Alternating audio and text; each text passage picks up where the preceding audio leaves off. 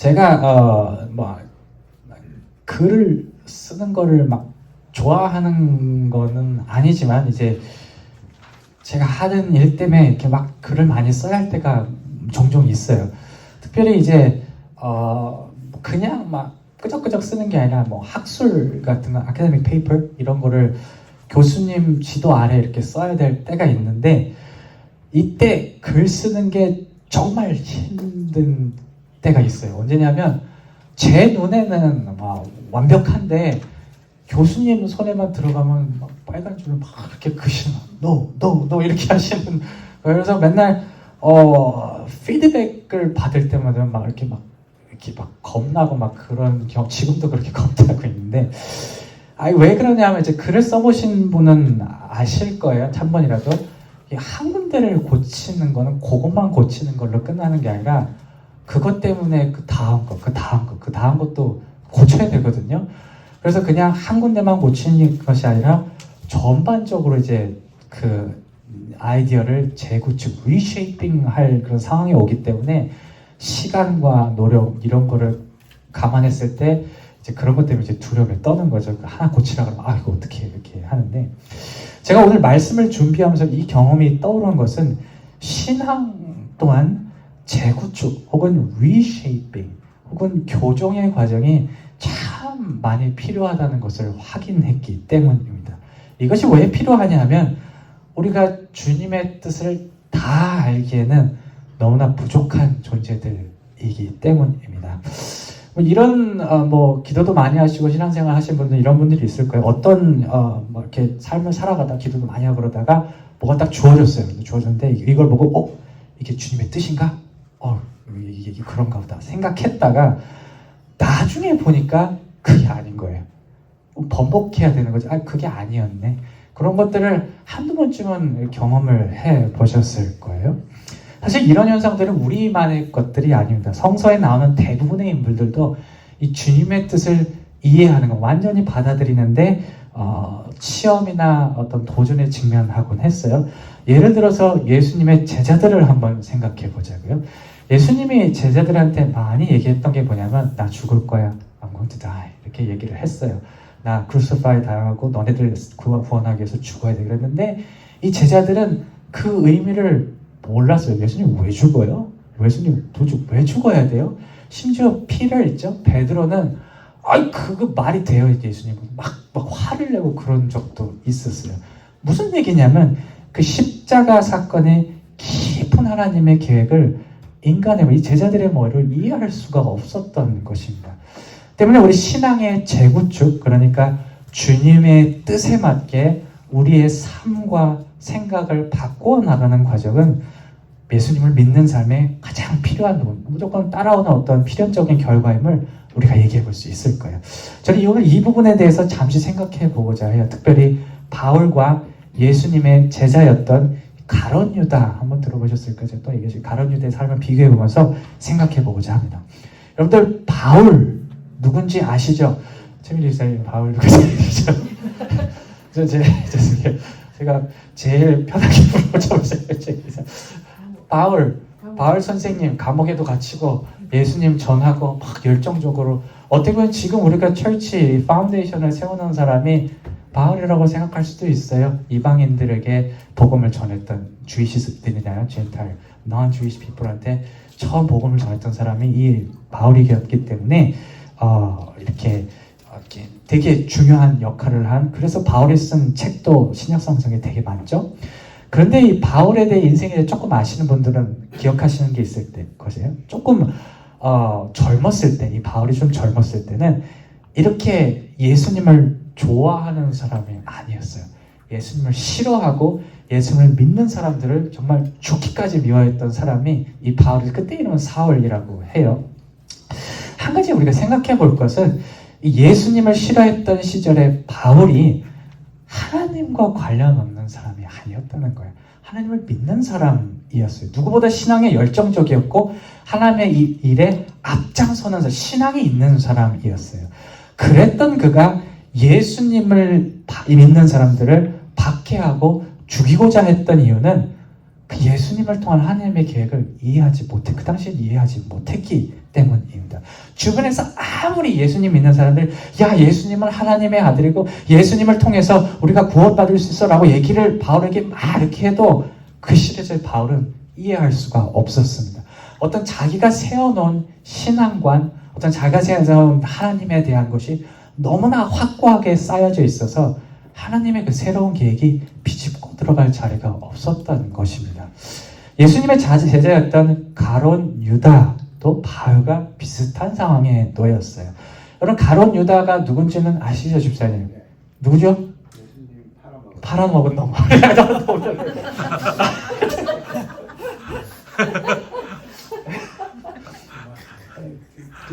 저는 집사님의 월딩이 너무 좋아요. 예수님 팔아먹은 놈이죠. 팔아먹었으니까 나쁜 짓을 했으니까 이렇게. 가룟 유다가 유명한 건 이제 예수님을 은 30개 팔아버린 사건이에요. 이 사건을 통해서 우리가 유추할 수 있는 것은 유다의 그 마음속에 돈이 가지고 있는 비중이 상당히 컸다는 사실입니다. 자기가 모시던 예수님을 이용해서라도, 죽기는 원하지 않았을 거예요. 왜냐면 자기 나중에 그거 보고 후회했으니까. 근데 어떻게든 예수님을 이용해서라도 돈을 만들어낼 수 있다면 그게 유익하다라고 생각을 했던 것 같아요. 그런데 예수님을 팔기 이 직전까지, 시점까지를 잘 살펴보면 재밌는 걸 하나 발견할 수 있습니다. 가룟 유다는 돈에 대해 생각을 많이 했는데 예수님과 그 제자들은 돈이 아닌 다른 가치가 있는 것에 대해서 가룟 유다에게 계속 보여줬어요.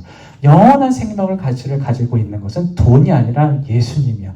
예수님을 통해서 영원한 생명을 가지고 있어요. 예수님께서 힘을 가지고 있어요. 예수님께서 능력이 있으라는 것을 계속 눈으로 보고 옆에서 경험했어요. 이 가룟 유다가.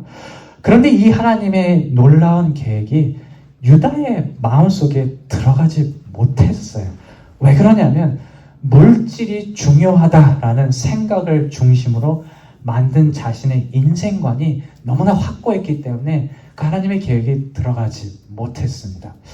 이 바울과 가룟 유다의 모든 자신이 만들어온 어떤 확고한 틀을 가지고 있어, 생각의 틀을 갖고 있었기 때문에 하나님의 계획이 들어갈 어떤 공간이 이 둘에게 없었지만 이 둘은 서로 다른 운명을 맞이하게 됩니다. 바울은 우리가 처음에 얘기했던 것처럼 오랫동안 주님의 은혜를 경험하며 정말 뜻깊은 일을 했던 반면에 가룟 유다는 예수님을 팔고 머지않아 죽죠. 비참한 죽음을 맞이하죠.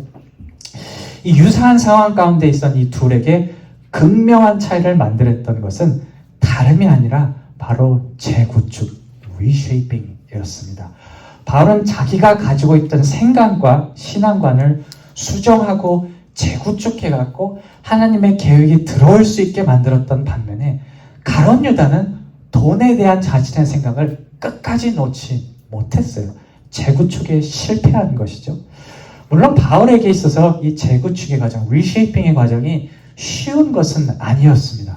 마치 제가 처음에 말씀드렸던 것처럼 글을 쓸 때 뭐 하나 고치려면 전체를 다 고쳐야 되는 것처럼 바울 또한 자기가 기존에 갖고 있던 하나님에 대한 건 전체를 다 풀었다가 다시 모으는 작업이 아마 필요했던 것 같아요. 그 유대인들이 얼마나 그 하나님에 대한 생각이 강한지 아십니까? 지금도 그래요.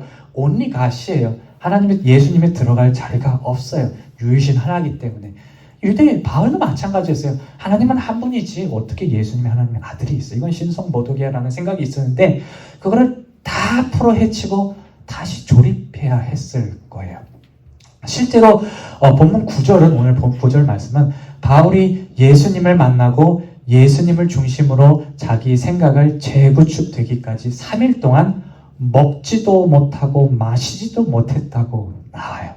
갑자기 예수님을 직접 이제 마주하고 놀랐겠죠. 깜짝 놀랐고 예수님이 계시구나. 그 놀란 것도 있겠지만 그 이후로 3일 동안 식음을 전폐했다는 것은 그만큼 하나님의 새로운 계획이 마음에 들어오는 과정이 되게 고단했다라는 것을 의미해요. 쉬운 일이 아닌 것입니다. 하나님의 계획이 우리 마음속에 들어오는 것은. 제가 여러분들 사진을 하나 가지고 왔어요. 사진 하나 보여주시겠어요, 주님? 예. 네. 이게 뭔지 아십니까? 장난감 이거 아무도 못 봤어요? 맞추는 거 구멍에. 예, 구멍에다가 이렇게 넣는 거예요. 예, 이거 아마 탭이 갖고 노나요? 이런 거? 이제 뗐어요? 오케이, 얘들 컸구나.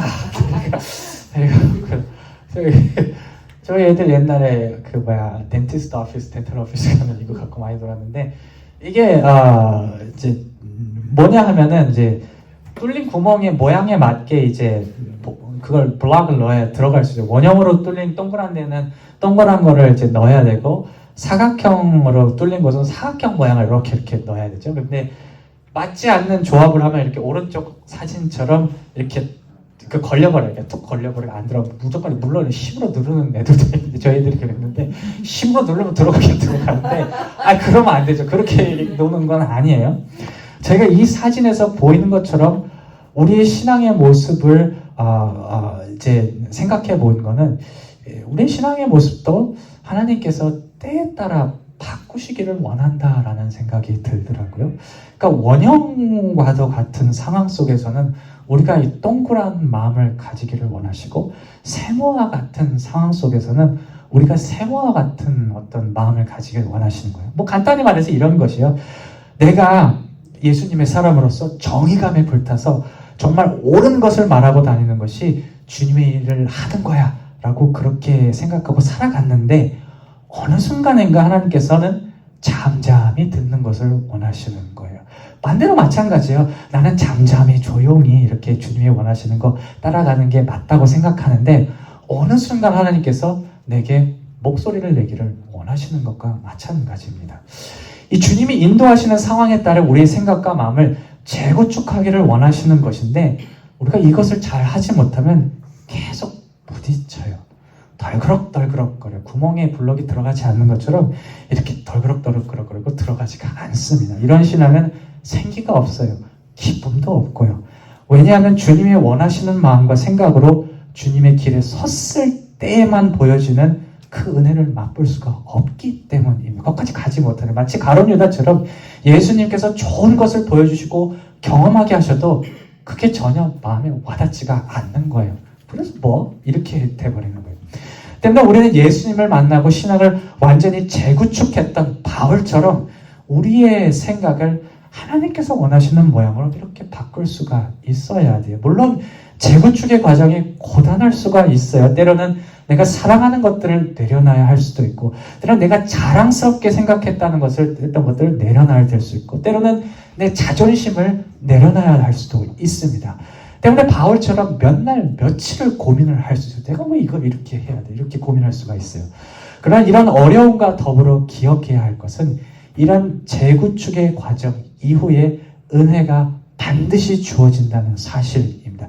그동안 보지 못하고 생각하지 못했던 주님의 깊은 뜻과 은혜가 우리의 생각과 마음이 재구축됐을 때 보여지고 우리는 그 길을 바울이 그랬던 것처럼 즐겁게 걸어갈 수가 있는 것입니다.